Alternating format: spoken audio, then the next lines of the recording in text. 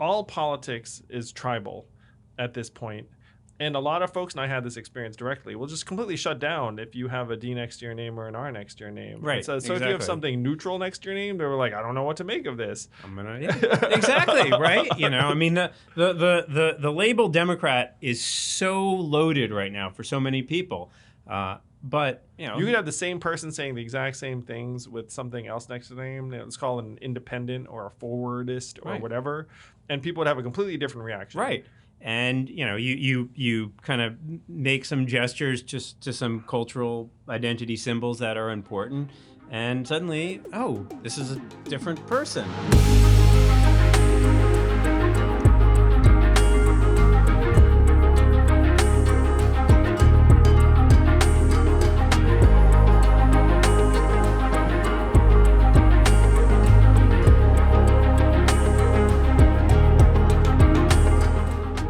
Thrilled to have with me on the podcast senior fellow at New America, which is this extraordinary think tank, the author of Breaking the Two-Party Doom Loop, so you know that I like him, political science PhD, Lee Drutman. Welcome, Lee. Hey, it's great to be with you, Andrew. Really excited for this conversation.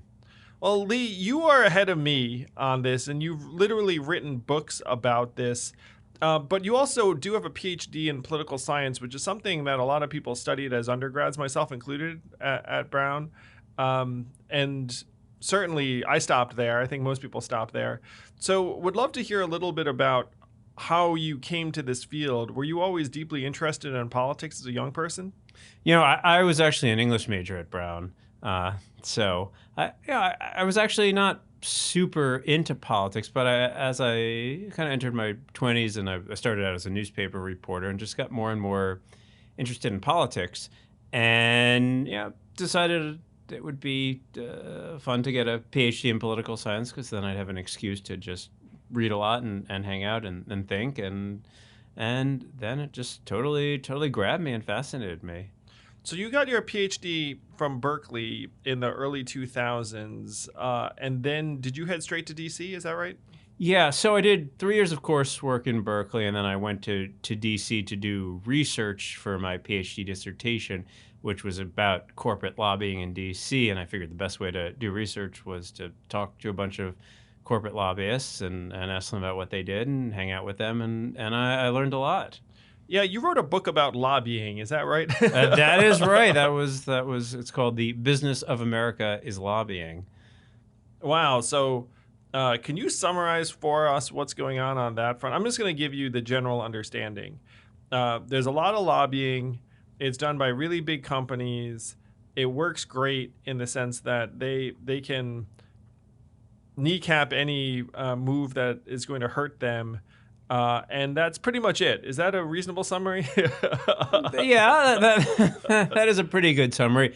One of the things that I was particularly interested in writing this book was how corporate lobbying had sort of just come to overtake Washington, D.C., and whether there was anything we all should be doing about it. So in the how corporate lobbying just overtook Washington, D.C., the thing that I realized was that once companies started lobbying, they tended to lobby more and more because they hired lobbyists who then said, oh, here are all these things that you should be lobbying for, and here are all these things that the government might do to hurt your business. So it just kind of became this self-perpetuating business that just kind of ate policymaking in Washington. And they said, well, how do lobbyists have all this power? So some of it is the conventional story of campaign contributions, but a lot of it is just that lobbyists have this incredible monopoly on policy expertise. And what you find when you go inside of a lot of congressional offices and even some committee offices is, or most committee offices, is you find not that many staff, and the staff who are there are kind of overworked, underpaid, and a bit on the inexperienced side, because as soon as they achieve a certain amount of experience, they burn out and they want to get some real money by being a corporate lobbyist. Yeah, I've experienced some parts of this through friends who are on Capitol Hill. But I do want to dig into this because it's fascinating. And I want to share with you an Onion article that helped motivate my entire career in politics. And the Onion article is from about 16 years ago, and it goes like this. It says, the American people hire high-powered lobbyists to represent their interests in Washington. And then there's a guy in a suit standing there and saying, with me representing the American people, like, we'll actually, like see things happen. And I thought this was hysterically funny. But I also thought, wow, this is kind of accurate. So a couple of things for context. The lobbying industry has dramatically mushroomed in size over the last number of years. That's right? That is correct. Although it's kind of flatlined over the last decade and a half or so, only grown slightly. But there was a really big growth in the 90s and the early 2000s. So give us order of magnitude from what to what in, like, let's say the early 90s till. So, it went from about one and a half, maybe about a $1 billion industry to about a $3 or $4 billion industry, and that's just in reported lobbying. And by the way, I do remember that Onion cartoon or Onion article, and I loved it too. You loved it too. Look at that, the Onion ahead of the curve. So it quadrupled. So lobbying quadrupled in size as an industry, roughly, and that's disclosed amounts from the early 90s to, let's call it, 2010. Yeah. So that's a lot. And I have friends who worked on Capitol Hill who became lobbyists. And to your point, they get paid more. A lot more, yeah. As lobbyists. And so there's this concern a lot of Americans have about the revolving door from government to industry as a lobbyist. I think at least one study I saw said that a majority of former legislators became either lobbyists or associated with lobbyists in particular ways. And their staffers showed a very similar migration. That's also accurate? Yeah, there's a pretty high, what they call in Washington, the revolving door from government to industry. It's a pretty nice place to land, and a lot of these folks don't even actually do all that much work other than make a few phone calls here and there, especially the former members. Wow, that does sound like a pretty good gig. I know someone who worked on Capitol Hill, was relatively senior, not a member himself, but he got paid, like 2 to 3 times his previous salary. So that's about right. And so you have this entire industry of people. I'm going to share some more lobbying stories. I went to a lobbying breakfast as a guest a number of years ago where there was a senator, and then he was just sitting down for breakfast. And I think that his campaign was getting, I don't know, $10,000, $12,000 to have this breakfast. And so he'd be eating his breakfast. He was bored out of his mind. And then there were some people around him who were just talking to him about, I think in this case it was like import policies or something that was really not very interesting. And then I was there, and I felt like keeping my mouth shut because I was there for free. Like I didn't pay anything. It's just a friend who was at the lobbying firm brought me. And the actual dynamic was very different, where as soon as I was introduced and it was clear I was not a lobbyist, the senator became very interested in me, because it was like, oh, someone I can talk to that doesn't have this stupid agenda that I don't care about, that I'm just kind of suffering through to get this $12,000 into my account. But it did strike me how deeply insinuated into the system was, where a legislator would just sort of shrug and accept that, like that their breakfast was going to be unpleasant, just to, just get some more money flowing into their coffers. Yeah, that's the name of the game, and they all complain about it, especially once they retire. They say, I spent all this money.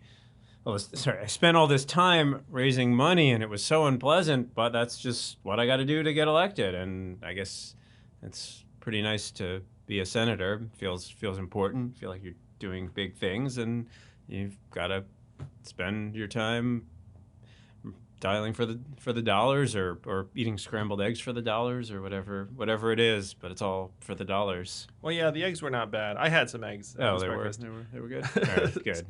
So you wrote this book about lobbying when? That book came out in 2015. The Business of America is Lobbying. The Business of America is Lobbying, circa 2015, year before Trump takes office. So during this time, as a new political science PhD, you wound up hooking up with New America, which is a think tank, around the same time. Is that right? Yeah, that's right. New America, for people who aren't familiar with it, is a think tank that people regard as very independent, somewhat left-leaning. The head of it is a woman named Anne Marie Slaughter, who received a ton of notice for a number of things. I mean, she's a powerhouse and Yeah, has she done is. a ton of incredible work. She wrote one article, and she's done a lot of things other than this, but this is, I think, one of the most well-known things that people associate with her was an article a number of years ago that said something like women can't have it all, and Yeah. she talked about her own incredible career in public service, but talked about all of the various sacrifices that were attendant with it. That's right.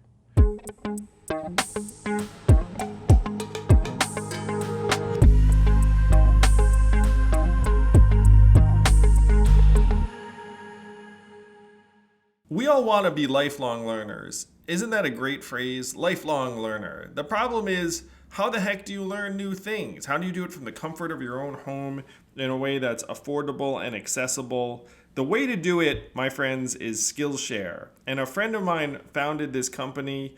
It really does fill a massive need. Do you want to get better at photography? There's a class for that. You want to get better at design? A class for that. You just want to be more productive in general? Yes, there is a class for that at Skillshare, and it is affordable as all get out. You can have a subscription for less than $10 a month. You know how much people charge for this stuff in other contexts, and sometimes it's worth it, but sometimes you just want to have access to resources that will point you in the right direction and then put you on your merry way to developing new skills. That is Skillshare. You can explore your creativity at Skillshare.com/yang and get a 1-month free trial of premium membership. That's 1 month of a premium membership at Skillshare.com/yang. You know you can figure out if this is working for you in a month. I mean, that's a month. It's 30 days, 31 maybe. It's probably 30. Skillshare.com/yang. Check it out.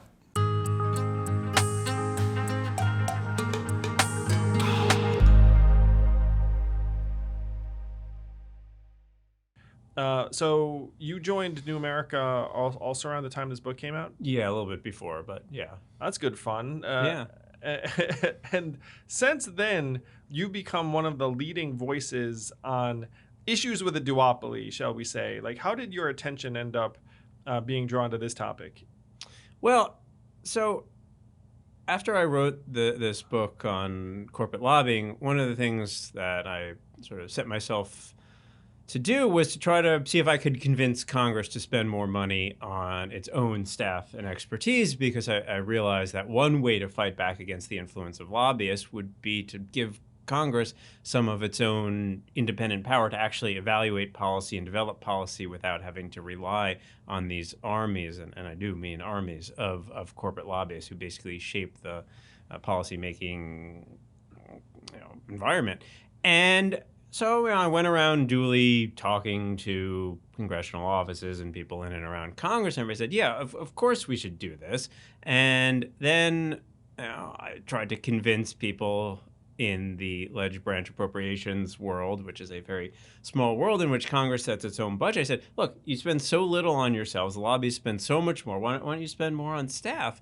And they say, oh, yeah, well, we probably should, but the politics of it are kind of not so great. And I sort of realized at some point that this system is not going to change, because you have a structure of Congress that's incredibly top-down, with party leaders basically controlling everything. And what that means is that the independent offices of members of Congress and the committees are starved of resources so that the leadership can control everything. And moreover, there's very little for rank and file members in Congress to actually do policy-wise, because all they're doing is running to win the next election, and it's always the next election, even when you just had the last election. And moreover, because everything is so gridlocked and divided and polarized, the only thing you do is you beat up on the other side. And as this is happening, we're sort of seeing the rise of Trump, and this is a kind of a big puzzle for a lot of folks in 2016. Well, where did this guy come from? And so at the same time, I'm sort of struggling with trying to figure out how do you get Congress to invest more in its own capacity.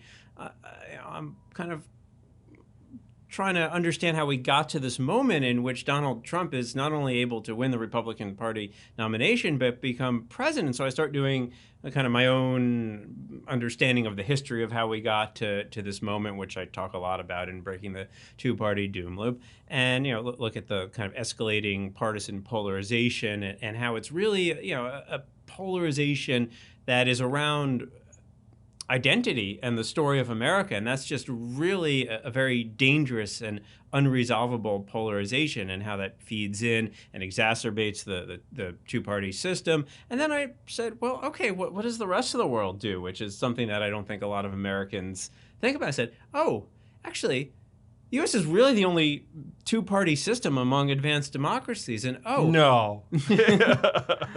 Continue.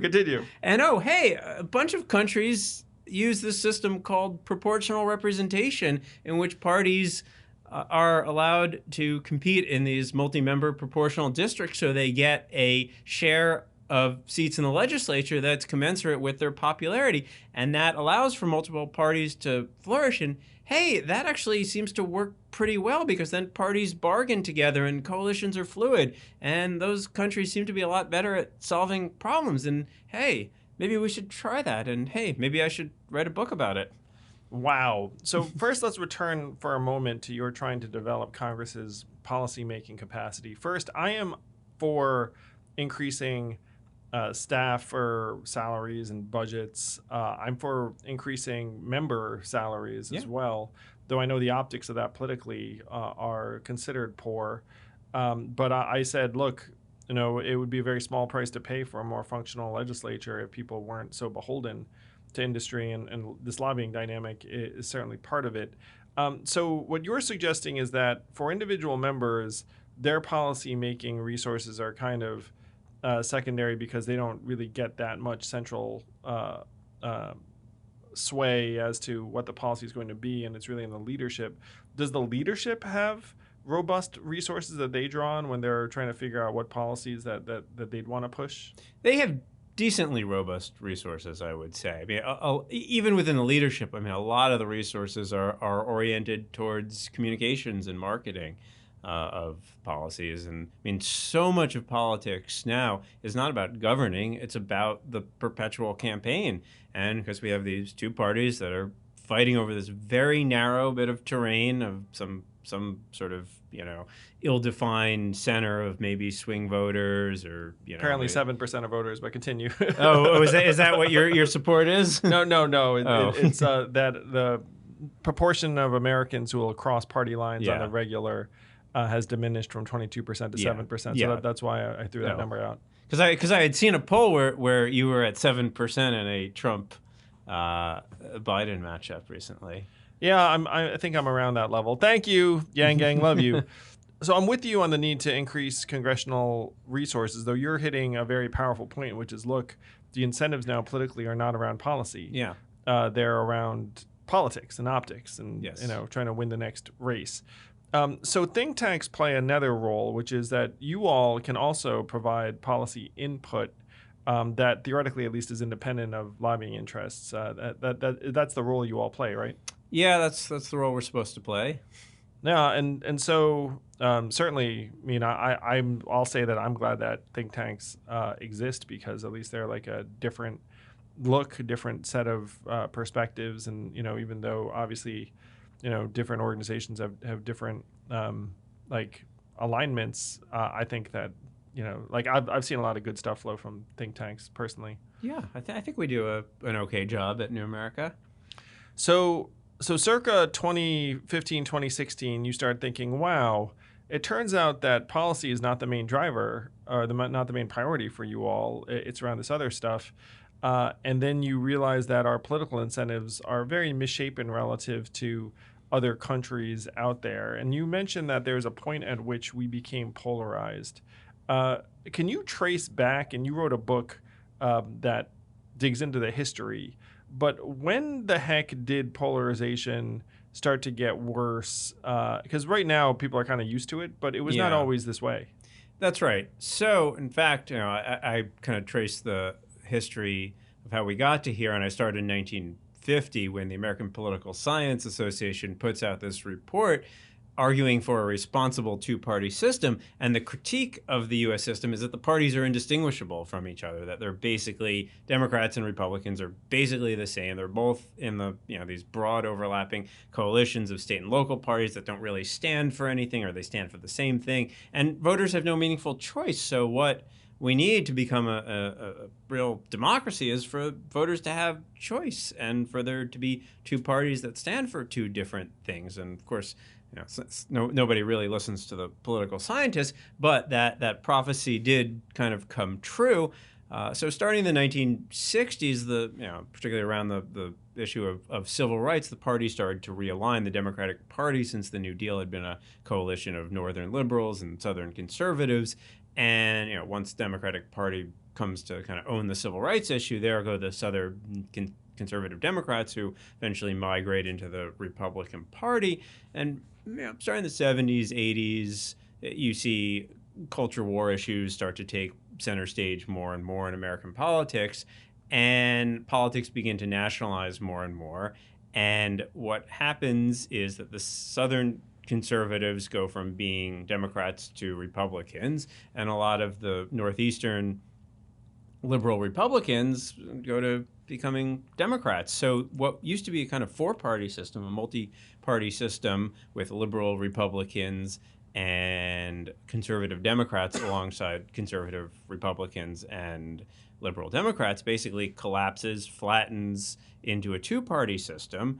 And really this really kind of speeds up in the 90s. There, we sort of think about the Gingrich takeover of Congress as kind of a watershed moment. But what Gingrich was really doing in that election was he was nationalizing elections.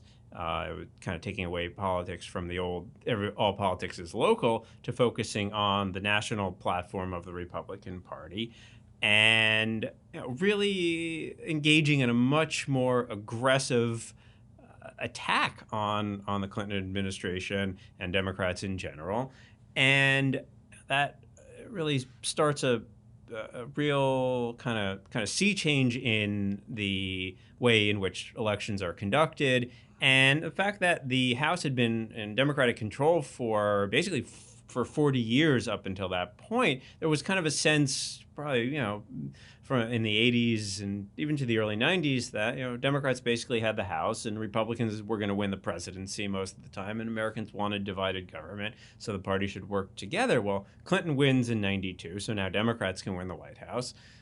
Republicans take over Congress in 94, so now Republicans can win the House. And every election is a toss-up election, and so the competitiveness goes up of national elections, and the parties start to pull apart.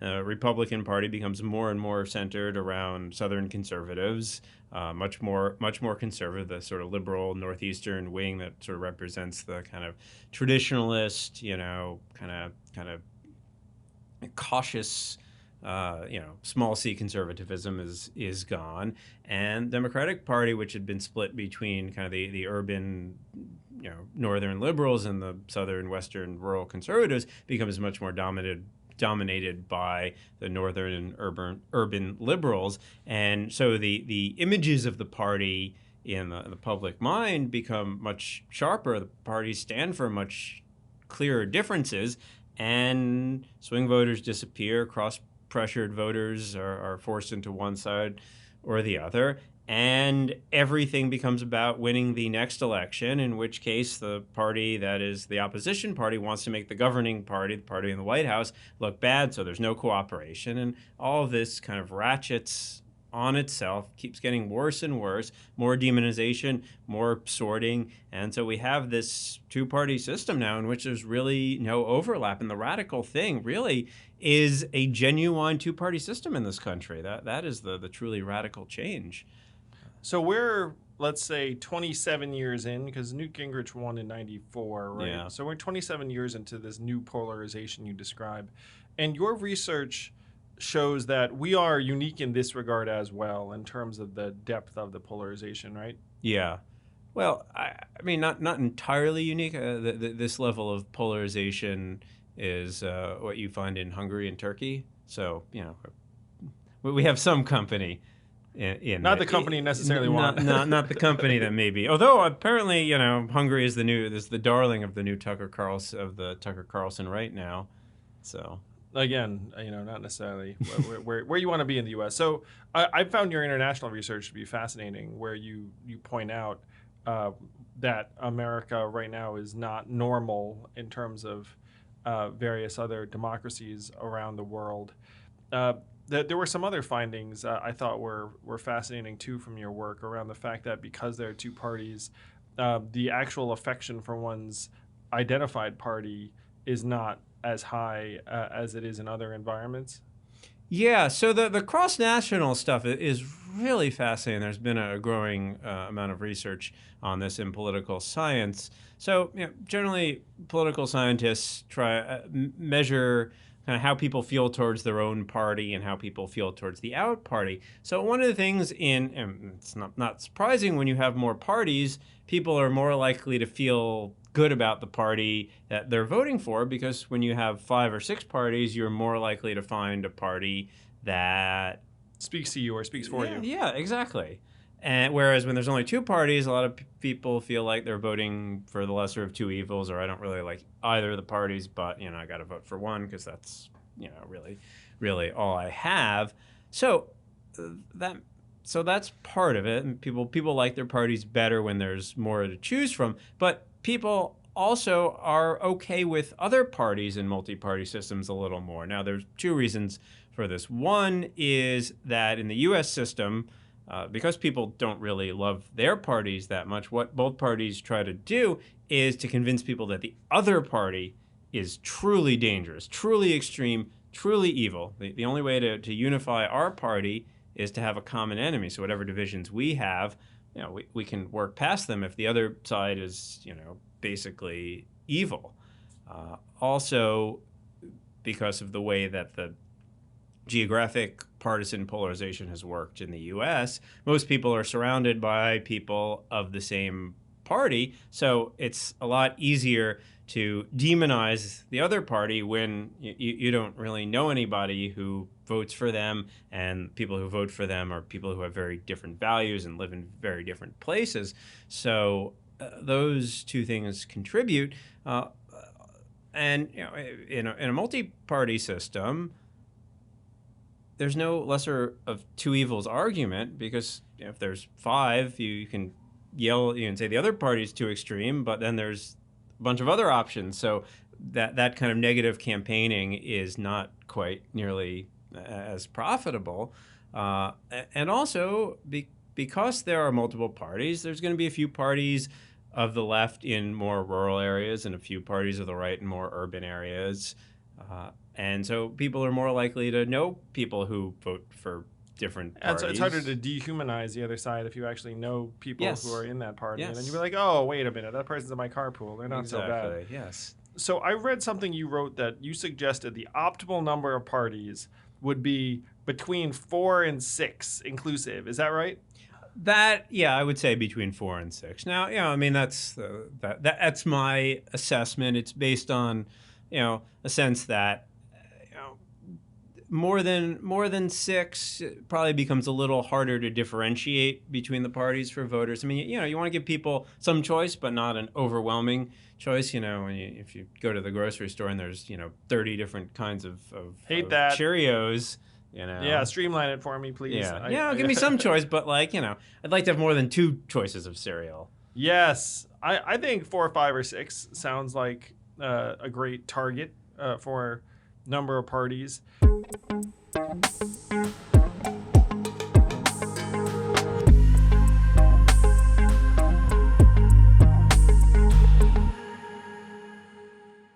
Hello, everyone. Here on Forward, the podcast, you know what a slogan of mine is, officially and unofficially in life? Set it and forget it. Like, you just want to put something in motion and then have it simplify your life so you don't have to deal with it. Quip is like that for all of your oral hygiene stuff. They send you an electric toothbrush. They send you new heads. They send you toothpaste. They send you floss. It's all high-tech, sleek. It's from the future. I love this service. I love this product. It makes your mouth better maintained, and you never have to think about it at all. Just when something is about to run out, they send you a new one. It's like they're in your bathroom, but they're not in your bathroom. I can't tell you how much this service ends up upgrading your life. You never have to be like, oh, can someone get me some more stuff? It just happens like magic. If this sounds good to you, go to getquip.com/yang right now. You will get your first refill free. That's your first refill for free at getquip.com/yang. Spelled GETQUIP.com/yang. Quip, the Good Habits Company, is their slogan. And I gotta say, that's a pretty good slogan, but it's true. Set it and forget it, people. Get Quip.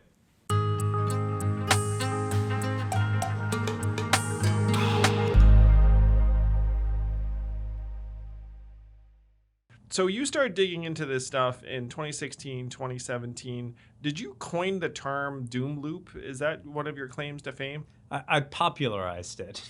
All right. It preceded me, but my publisher, I was a little resistant to having that as the title of my book, but my publisher was like, you gotta do it. People are gonna remember that. People do remember Doom Yes. Loop, the two-party Doom Loop, Breaking the Two-Party Doom Loop by Lee Drutman. So you settled on this reality, which, by the way, I've now joined you in, which is like, oh my gosh, like this two-party system is not going to work. It's actually not designed to work No. necessarily, and so we should stop expecting it to work. So you dug into it and started publishing pieces in 538 and in other places in law reviews around this set of ideas. And what has that timeline been like for you? Your book came out in 2019. You were publishing pieces before then, after then. Obviously, your work gets more and more relevant and germane as the election comes and polarization gets worse and worse. Can you describe the reaction you've gotten and the journey of being one of the, in my opinion, preeminent voices of this entire school of thought? Well, that's very kind of you, Andrew. I'm glad to have you as part of this growing movement. I'm glad to be here, man. I mean, you're one of the intellectual progenitors of it. So yeah, well, thank you. Although I can't claim to have invented multi-party democracy, but yeah, I published the book came out in January of 2020, or I guess the official pub date is like December 2019 or something. That, yeah. So and I did the usual book tour podcast circuit, and I mean the general reaction was, that sounds like something we should do. It seems like we should have more than two parties.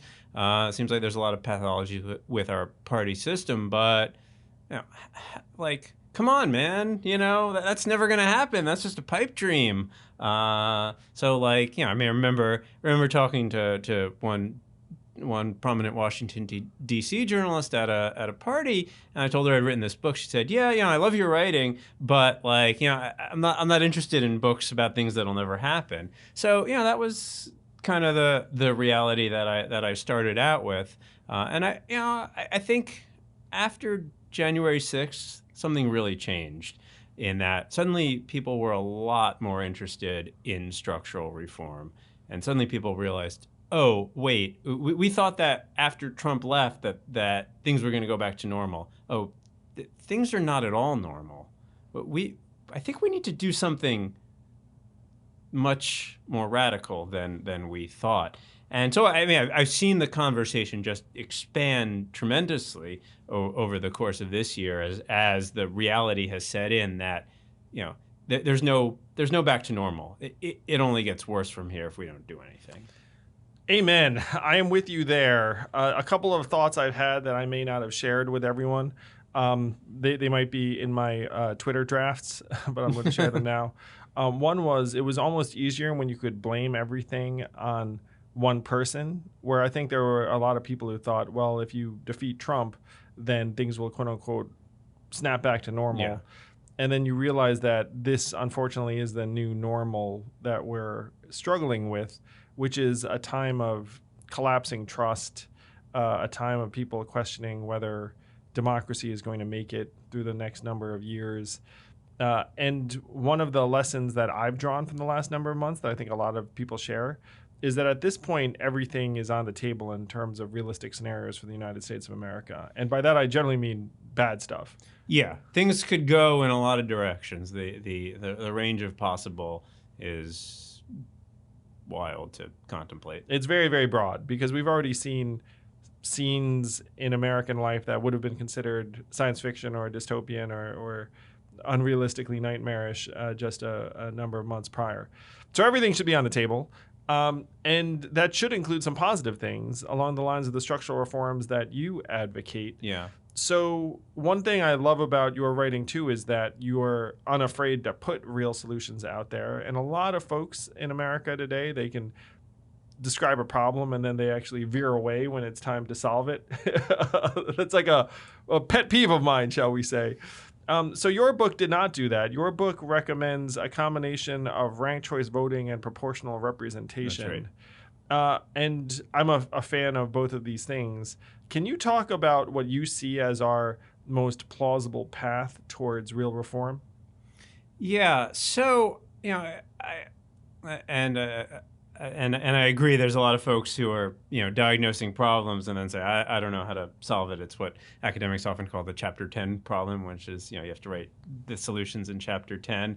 So, I've never heard that term, but now I will totally use it everywhere. It's like, hey, guys, write the fucking Chapter 10, because after 9 chapters of scaring the shit out of someone with the problems or describing the dysfunction, which I think we've all done this. We've read these books where it's like, okay, you've got me, I'm down. And then you wait for the fix, and then you're like, what the heck happened to the fix? Whereas in your case, you actually had a Chapter 10. Yeah, so my book was really oriented around building a case for why we ought to have more parties and why we ought to change how we vote. So the first thing to understand is that the fact that we have only 2 parties is not a function of Americans wanting just 2 parties, because God knows Americans want more parties. And we've been, pollsters have been asking this question for decades. And do you think the 2 parties are doing an adequate job, or do you want more parties?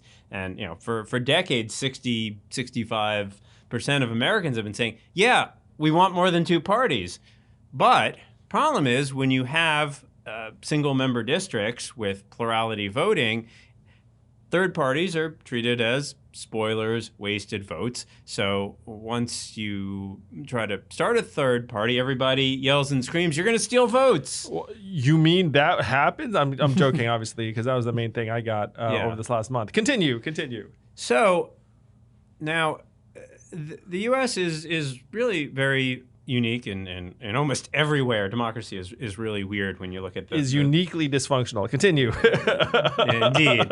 But most advanced democracies don't use single member districts. They use multi-member districts with proportional allocation of votes, or they use some kind of hybrid system in which there are compensatory party list votes, so that you, instead of having to get to 51%, you can get 25% or 20% of support in a district, and then you get representation in the legislature. So we just, I don't know how many folks were following the recent German elections, but the winning party, which is the center-left party, got I think about 26% of the vote, and so they get 26% of the seats. And Germany has 6 parties, including one far-right party, and the parties get seats in the legislature in, rough proportion to how many votes they get. Now, that allows more parties to form because the U.S. has a 2-party system, because in order to win a seat in any district, you've got to get a plurality, usually 50, 51% at least of votes in that district. And that means that anything that's not one of the 2 major parties is a spoiler. And so if you have larger districts, you can have more parties. That's the basic rule of things. The larger the district size, the more parties you can have. Now, in the extreme version, you have Israel, which is one, the entire country is one electoral district. People vote for parties instead of candidates, and Israel probably has too many parties. How many does it have? I think it has 17 17 parties was the number, yes. In the last election. On the other hand, the Netherlands has almost the same exact voting system. They have 13 parties in their legislature, including an animal rights party and a party for seniors. And I mean, the Dutch system seems to work pretty well. There across Europe, there are different countries that use different formulas, but all of them fall broadly into the category of proportional representation. So, the key to getting there is to end the single member district, which we use for the House. And there's no reason why we have to have the single member district. We've had multi-member districts in our earlier history. It's not anywhere in the Constitution. The framers never debated it, although Thomas Jefferson actually came up with an early version of proportional representation that he was one of the originators, but he never quite worked it out enough to be used. But of course, the framers thought we weren't going to have political parties, which I think they did think that, yes. Yeah, which was, I think we realize that you can't really have modern mass democracy without political parties. Political parties are essential, which is, you just want more than two, yeah. You just want more than two, yes. You want to avoid the binary. Binary thinking is very dangerous. It puts us into us versus them. And, the framers, although they certainly were opposed to parties, one of the things that, if you read them closely, what they feared was just two parties. Yeah, John Adams was like, two parties would be a great evil. Because you divide the country in half. I mean, with multiple parties, you can, this is fundamentally, the Madisonian theory of government is you want to, of shifting factions, you have to team up to get anything done. Exactly. And the teams will change over time. You don't want a system where some folks feel like they're permanent losers, because then they're going to view the system as illegitimate. And you don't want a system where some folks feel like they're permanent winners, because then they're going to use that power to oppress everyone else.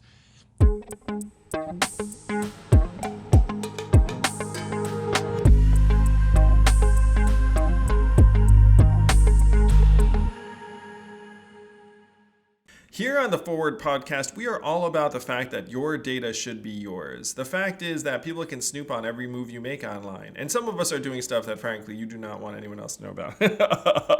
So what to do? The thing to do is to get your own virtual private network. And the one we recommend here at Forward is ExpressVPN. It's the top-rated VPN on CNET. Companies use it. All of the big firms that are smart about their data use it. And you should use it too. A VPN is like beaming into a private computer someplace else, and then everything you do is anonymous. No one knows what the heck is up. You can even get some choice European-based content. You know what I mean? Like Netflix has different stuff. You know what I mean. Anyway, secure your online data today by visiting expressvpn.com/yang. That's expressvpn.com/yang. And you can get an extra 3 months for free at expressvpn.com/yang. Your data should be all yours. Let everyone else not know what the heck you're doing. Be safe out there. expressvpn.com/yang.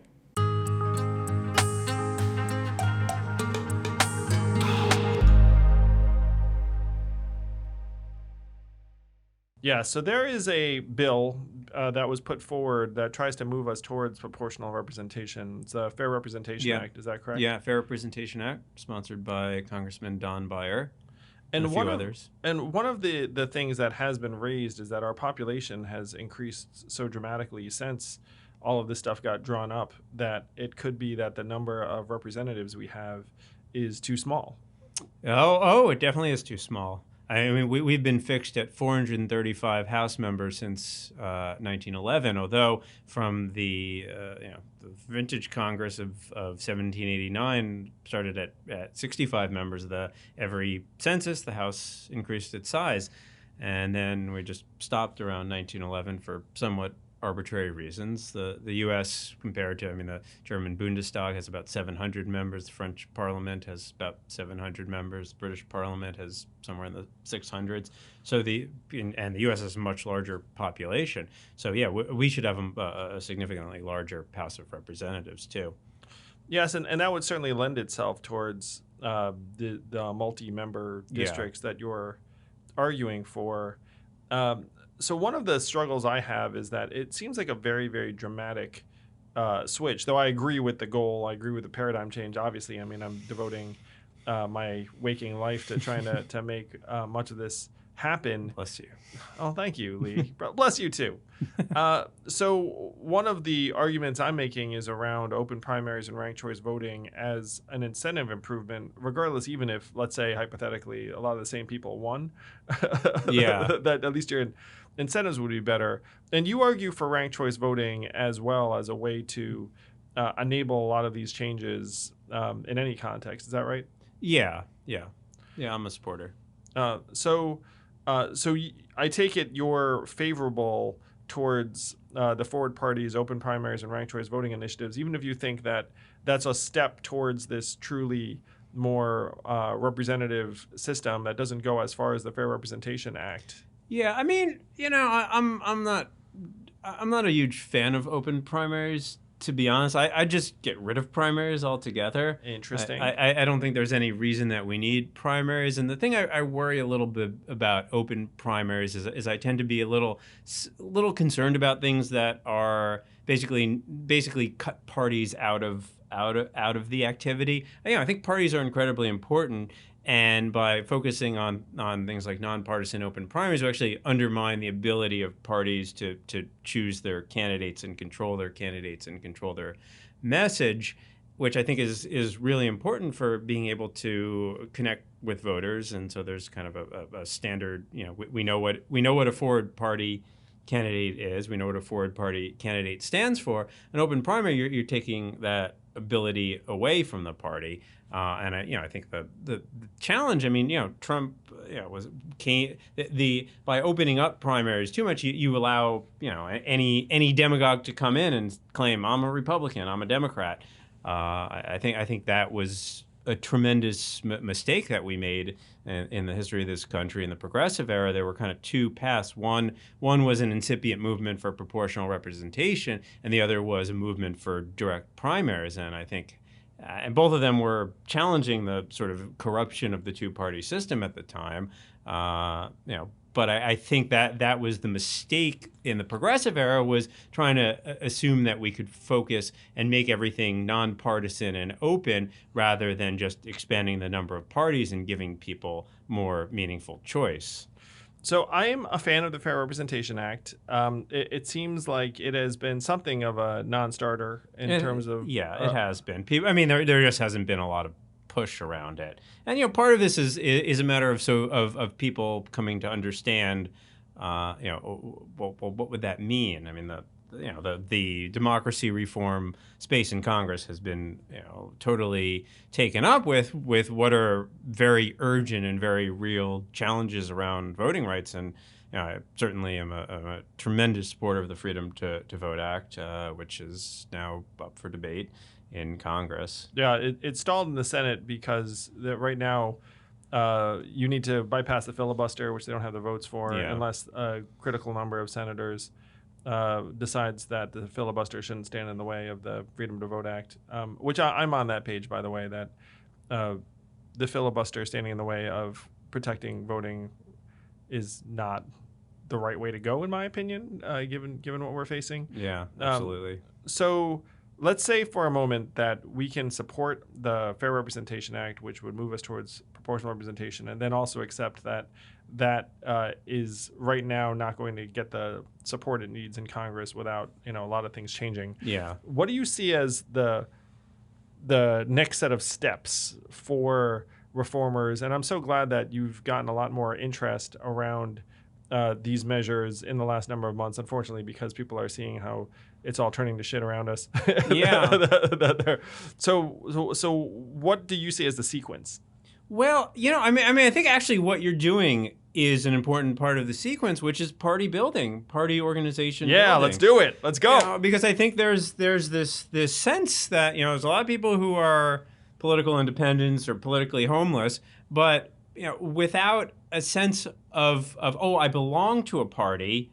And I feel like there's a sense of identity. You need a tribe. And you need a banner. Yes. Right. So I think what you're doing is absolutely what we need to be doing. And maybe there's some other parties at different parts of the political spectrum, but a sense that there are some alternatives, and maybe you pick a few races strategically to run a candidate in. And so if you were to try and push us towards particular races, are there features that you're thinking like, ooh, that would be ideal, aside from winnable, obviously? Well, I think there are, I think the places to compete would be in districts that are, lopsided for one party or the other. So if you were to run in a district in New York City where there's not going to be a Republican challenger, but there might be some Republican voters who, might be attracted to someone who's not the hyper liberal Democrat who won in the primary, or vice versa.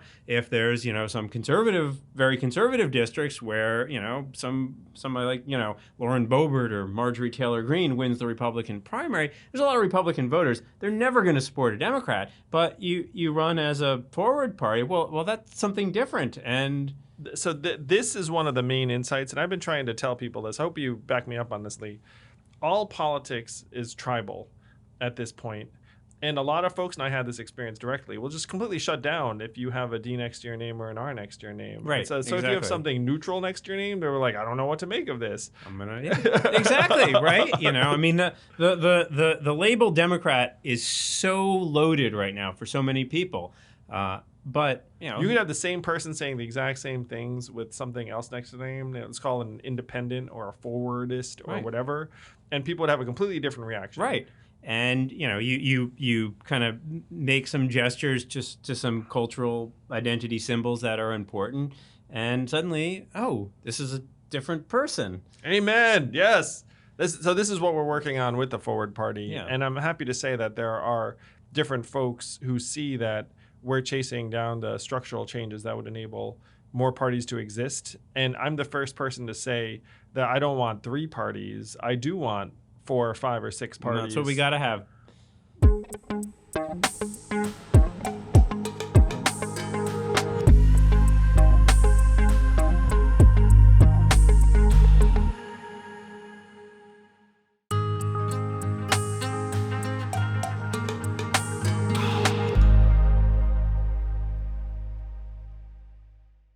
So it's not necessarily about the Forward Party candidate winning everything or having control over everything. Though I have said to people, and I hope you agree, that if you were to get even a few seats in Congress, you could have outsized influence because of how polarized the country is and thus the legislature. Right. If you had, say, 6 members of the Forward Party who were elected in 2022 and seated in the Congress, and the balance of power in the House was less than 6 seats, you could say we're going to vote for whichever speaker meets the you could control the speaker. That's incredible. Or if you had one senator, or one senator in a 50-50 Senate or a 49-50 Senate. Depending on which way the 49-50 goes. This is achievable, everyone. We can get this done maybe in 12 short months if we put our hard hats on, which I'm super excited about. So you've been ahead of the curve this last several years. A lot of people are concerned about, well, I don't say concerned about, I mean, who the heck knows where people are leaning. But people project, and I'm in this group, project that Republicans are probably going to take back the House in 22. Which is next year. Yes. And then it's going to be very difficult for Democrats to get a whole heck of a lot done for the following 2 years. Then we'll see a Trump-Biden sequel in 2024.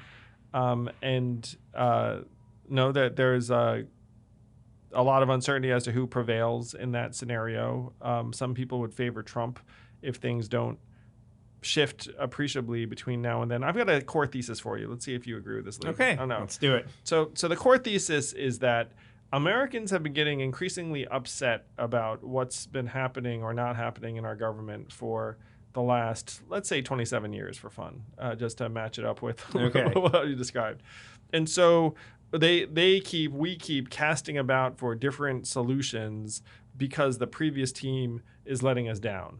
Philip Howard described it as the party's playing you lose, I lose, you lose, I lose, while the people just get more and more pissed off. Bill Maher said that the only message Americans understand now is throw the bums out. And it's just whoever the bums are in office at any moment in time get the brunt of that. And so this thesis I'm becoming increasingly persuaded by is that people keep casting about for a change from the previous thing while we get more and more insane the whole time. And so this dynamic would probably lead one to favor the out of power party in 22 and 24, because saying, hey, we're doing great, like, give us the ball again for 4 years is going to be less persuasive than they too have failed you, and let's like burn it all down, more or less, is one way to look at it. What do you think about that general description of the arc? So political scientists have their own term for this. It's called thermostatic public opinion. And you can think of it as you're in a room and it's too hot, so you turn it to a little bit colder, but there's a bit of a lag, and then it gets too cold. Then you're like, it's too cold, so we got to turn it back to too hot. But in this metaphor, the cold keeps getting colder and the hot keeps getting hotter, and there's no 70-degree setting, which would be very pleasant. So this is called thermostatic public pressure? Thermostatic public opinion. And this is there's almost this clockwork. If you look at midterm elections going back as far as we've had midterm elections, the president's party almost always loses seats unless there's some like extraordinary circumstances. There's a few cases where that hasn't held, but almost always it is held. And the idea is that people want government to do more when Republicans are in charge, and then people say, oh, government's doing too much, the country's moving in a too liberal direction. So now, this is not most people, because most people are solidly R or solidly D, but there's a certain slice of the electorate, I don't know, it's been shrinking over time. We just put it at 7% before, who's just sort of pissed off all the time. And, Biden made these promises, and, now he's not doing this. Oh, well, maybe we'll put the Republicans back in. And also what happens in the midterm elections typically is that the people who in this case, Democrats, they were so jazzed up to throw Trump out, and now, okay, Trump's gone, so, maybe we're not really going to turn out. Whereas now Republicans are so angry that Democrats are in power that they're going to turn out. So there's this sort of differential mobilization that's happening also. But the effect of it is the same, that, we go too hot, too cold, way too hot, even more way too cold, and eventually the poor thermostat, it's probably gonna break. If only there was some sort of like setting in the middle where people could If only there was some setting in the middle, the warm. We should have called ourselves the warm party, the just right party, the Goldilocks party. You can see where this is going. So it sounds like most political scientists, yourself included, would expect conventional wisdom to hold next fall. Yes. But this idea of thermostatic public opinion, it's so excellent that a lot of us instinctively have sensed that dynamic, and the fact that it's got its own name must mean it's very real. It's very legit and buttoned up. There's send you a lot of papers and books proving it. So you wrote another paper that came up recently that argued that proportional representation is, I'm not sure if you use the word necessity, but would be a massive plus for a stable democracy if that democracy is multi-ethnic and diverse. Yes. And yeah, this was a piece in the just out in the NYU Law Review.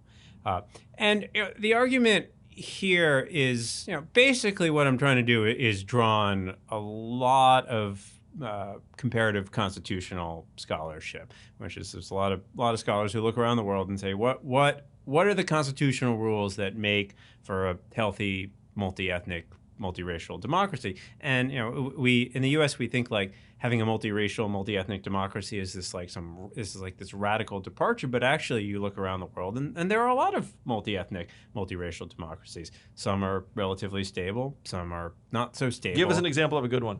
I think Belgium is it's not, I don't know, it's a great one, but, it's... Canada came to mind for me. Canada, New Zealand actually is a pretty good example of a stable multi-ethnic Canada, too. But the insight that a lot of folks have had is that the thing that you want to avoid in a diverse, multi-ethnic, multiracial society is winner-take-all institutions. And there's a reason you want to avoid that, is because when power can be concentrated in just the 51%, and the 51% can rule over the 49%, that makes elections awfully high stakes, and it makes it really hard for groups to share power. I mean, fundamentally, it's the same insight we were talking about with Madison before, which is that if you want to make democracy work, you need to have fluid coalitions. You need to have different groups working together on some issues and not other issues. But sometimes working together, right? Coalitions are fluid, different allies, different enemies, and you don't want to have a situation in which one group can gain total power. I mean, people say multi-ethnic, multiracial democracy can't work. What about New York City? It's the most diverse place probably in the world, and no one group is trying to have dominant power over any other one group. It's not a binary. It's I mean, how many ethnicities are in New York? Like a lot of ethnicities for sure. Though we do have one dominant political party. We do, but I suppose that one party is splitting up power in various ways. To your point. Yeah, that is the idea, and I think New York City would work better if it were a multi-party city too. But the idea is, and this is an idea that Madison got from Voltaire, which is about religious liberty. If there's one religion, it's arbitrary. If there's two religions, people go to war and try to cut each other's heads off over what happens after their heads get cut off. And if there's many religions, then people can live in peace because no one side is trying to dominate the other side. And that's the fundamental insight in order to have a stable, multi-ethnic, multiracial, diverse society, is that you have to have a political system that requires parties and groups and ethnicities to work together to share power and doesn't create permanent enemies. And winner-take-all, two-party binary systems with particularly with strong presidential power really create that binary condition, which is really bad for people getting along, especially diverse societies. I think that's something that a lot of Americans would be very, very sensitive to, given that it seems like race is the flashpoint for a lot of politics nowadays and our media. And so I found this article of yours to be an argument to be very fascinating, which is, look, if you wanted to manage a multi-ethnic society in a stable way, you'd want more political parties. Yes. I haven't made that argument explicitly myself. But now I might start making it. Thanks Please to you, do. Please do. It's free. I'm just getting it from others and repackaging it. You and me both, Lee. You and me both. So you've now been on this particular train for, let's call it, 5 years. Are you optimistic or pessimistic? And what do you look forward to? And I want you to be honest, because one of the things I say in my book is there's something called constructive institutionalism, when we all pretend shit's going to work out because we're kind of, biased towards like that framing of the issues or problems because we represent institutions. Right. We're generally can do and optimistic and be like, oh, we do this or that. Like, you've been in this space for a while. What are you sensing lies ahead for us all? Well, short term I'm pessimistic, but long term I'm optimistic. I think that the next several years are going to be really rough. The next few elections are going to be, I think, incredibly stressful. I think there will be a level of violence and uncertainty that those of us who have lived in America for our entire lives have never really experienced. That's. I don't really that train is speeding, and I don't really see any way of it slowing down. But I do think that longer term that we will build back better, to borrow a phrase. And I think thanks to the work that you and many others are doing to try to think about a better future, a better system of governing ourselves, we can rebuild. And if I look at the history of American democracy, it's a history of ups and downs.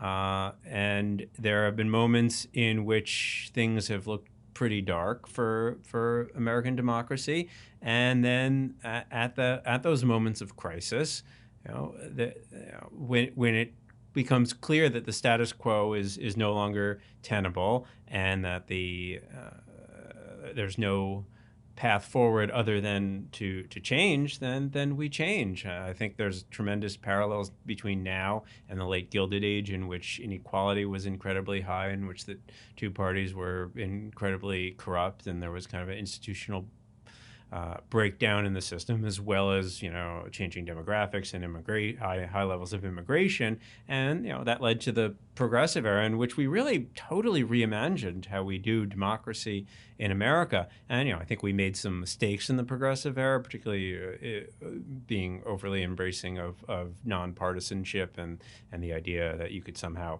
have institutions without politics, and I hope we don't make those mistakes again.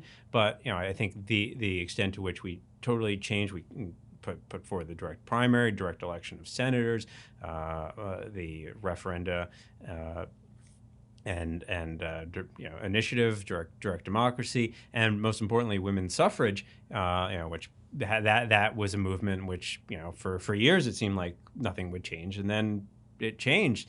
And these movements sometimes played well with each other and sometimes didn't. There was no one progressive movement, just a lot of overlapping social movements. But what I see in the energy, particularly around that young people are engaged in, who are really dissatisfied with our political system. I see a lot of new social movements organizing. I see a lot of people getting really engaged in politics. And I think ultimately this moment of chaos will cohere into a much better and improved version of American democracy. But I don't think it will be without some moments of real heartache and sleeplessness for many of us. Well, so it sounds like you think the future is accept politics and create systems that allow for politics among different parties. Yes. So you heard it here first, folks. America's going to wind up with 4 or 5 or 6 political parties, and it's going to be a very, very rocky road. Hopefully you can help speed us along that road, Lee. Let's try and get there as quickly and painlessly as possible. I'm generally with you in terms of your read of the coming number of cycles, but hopefully we can make them better. I hope so. I hope I'm wrong and we get there faster. Yeah. And we find a more direct path. Me too. Forward. Maybe forward will be the path. Thank you so much, Lee. Thank you. This was a delightful conversation.